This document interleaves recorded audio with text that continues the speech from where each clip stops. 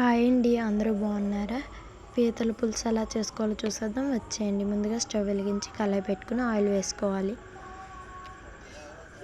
పీతలను కూడా నీట్గా క్లీన్ చేసుకుని ముక్కలుగా కట్ చేసుకుని పెట్టుకోవాలి. ఆయిల్ హీట్ అయింది కదండి, ఆనియన్స్ కూడా వేసేసుకుందాం.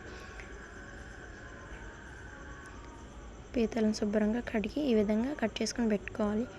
ఆనియన్స్ బాగా ఫ్రై అవుతున్నాయి కదండి, బ్రౌన్ కలర్లో వచ్చేలా ఫ్రై చేసుకుని అల్లం వెల్లుల్లి పేస్ట్ కూడా వేసుకుని మరొకసారి కలుపుకుందాం.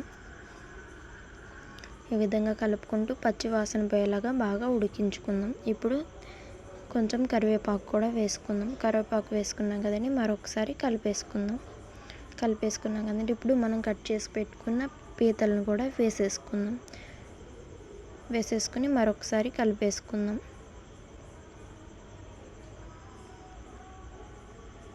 ఇప్పుడు తగినంత పసుపు, తగినంత గళ్ళుప్పు కూడా వేసుకుని మరొకసారి కలిపేసుకుందాం. చూసారు కదండి, ఈ విధంగా ఉడికించుకొని 1 టేబుల్ స్పూన్ కారం కూడా వేసేసుకుని మరొకసారి ఈ విధంగా కలుపుకుంటూ బాగా ఉడికించుకోవాలి. ఇప్పుడు కొంచెం వాటర్ వేసుకుని ఒకసారి కలుపుకుని బాగా మూత పెట్టుకుని ఉడికించుకుందాం. మూత పెట్టుకుని ఈ విధంగా ఉడికించుకోవాలి. బాగా ఉడుతున్నాయి కదండి, మళ్ళీ ఇంకోసారి మూత పెట్టుకుందాం. ఇప్పుడు చింతపండు పులుసు కూడా వేసేసుకుని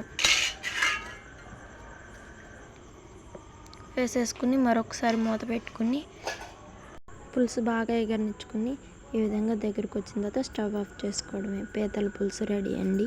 ఎలా ఉందో కామెంట్ చేయండి. నా వీడియో కనుక మీకు నచ్చినట్లయితే సబ్స్క్రైబ్ చేయండి, లైక్ చేయండి. Thank you so much all.